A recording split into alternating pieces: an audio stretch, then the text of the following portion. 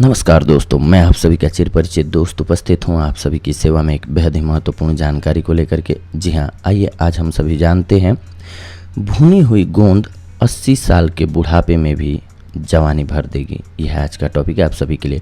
अक्सर लोग गोंद के लड्डुओं का सेवन करते हैं, लेकिन गोंद को भूनकर खाने से भी कई बीमारियां दूर होती हैं। प्रोटीन, फाइबर, विटामिन और एंटीऑक्सीडेंट के गुणों से भरपूर गोंद का सेवन कैंसर से लेकर के दिल तक की बीमारियों को दूर करने के लिए बेहद ही कारगर मानी जाती है।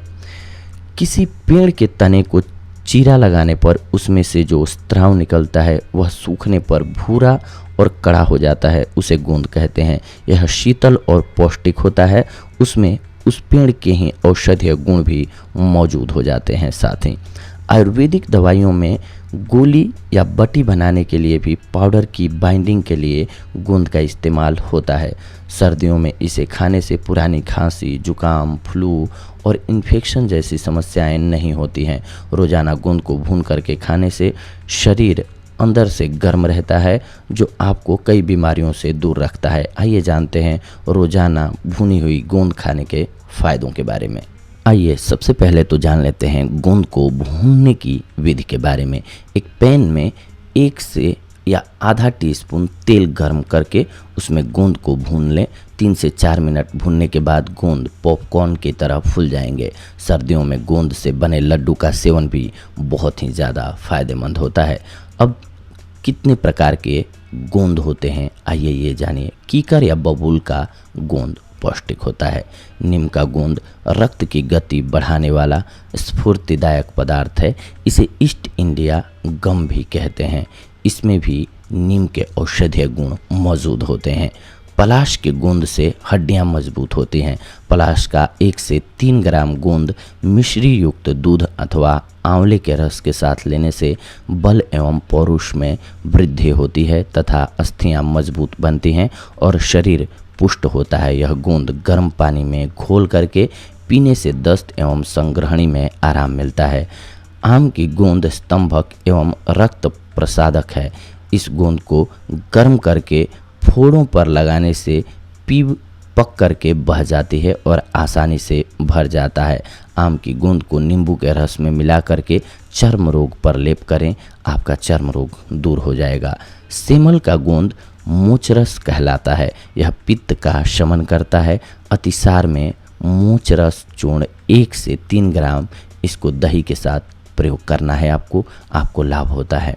श्वेत प्रदर में इसका चूर्ण बराबर भाग चीनी मिलाकर के प्रयोग करना लाभकारी होता है। दंतमंजन में मोचरस का प्रयोग किया जाता है। बारिश के मौसम के बाद कबीट के पेड़ से गोंद निकलती है, जो गुणवत्ता में बबूल की गोंद के समकक्ष होती है, इसीलिए इसका भी आप लाभ ले सकते हैं। हींग भी एक गोंद है जो फेरुला कुल यानी कि अम्बेली फेरी दूसरा नाम एपिएसी के 3 पौधों की जड़ों से निकलने वाला यह सुगंधित गोंद रेजिननुमा होता है। फेरुला कुल में ही गाजर भी आता है। हींग 2 किस्म की होती है, एक पानी में घुलनशील होती है जबकि दूसरी तेल में। किसान पौधे के आसपास की मिट्टी हटाकर उसकी मोटी गाजरनुमा जड़ के ऊपरी हिस्से में एक चीरा लगा देते हैं। इस चीरे लगे स्थान से अगले करीब 3 महीनों तक एक दूधिया रेजिन निकलता रहता है। इस अवधि में लगभग 1 किलोग्राम रेजिन निकलता है। हवा के संपर्क में आकर यह सख्त हो जाता है, कत्थई पड़ने लगता है। यदि सिंचाई की नाली में हींग की एक थैली रख दें तो खेतों में सब्जियों की वृद्धि अच्छी होती है और वे संक्रमण मुक्त रहती हैं। पानी में हींग मिलाने से इल्लियों का सफाया हो जाता है और इससे पौधों की वृद्धि अच्छी हो जाती है। गुग्गुल एक बहुवर्षीय झाड़ीनुमा वृक्ष है जिसके तने एवं शाखाओं से गोंद निकलता है, जो सुगंध देता है। गाढ़ा तथा अनेक वर्ण वाला होता है। यह जोड़ों के दर्द के निवारण और धूप अगरबत्ती इत्यादि में इस्तेमाल किया जाता है। प्रपोलिश यह पौधों द्वारा स्रावित गोंद है जो मधुमक्खियां पौधों से इकट्ठा करती हैं। इसका उपयोग डेंडान शैम्पू बनाने, मंच तथा पैराबैगनी किरणों से बचने के रूप में किया जाता है। ग्वारफली के बीज में ग्लैक्टोमेना नामक गोंद होता है। ग्वार से प्राप्त गम का उपयोग दूध से बने पदार्थों जैसे आइसक्रीम, पनीर इत्यादि में किया जाता है। इसके साथ ही अन्य कई व्यंजनों में भी इसका प्रयोग किया जाता है। ग्वार के बीजों से बनाया जाने वाला पेस्ट भोजन, औषधीय उपयोग के साथ ही अनेक उपयोगों यानी कि उद्योगों में भी काम लाया जाता है। इसके अलावा सहजन, बेरी, पीपल, अर्जुन इत्यादि पेड़ों के गोंद में उसके औषधीय गुण मौजूद होते हैं। भुनी हुई गोंद खाने के फायदों को जान लीजिए।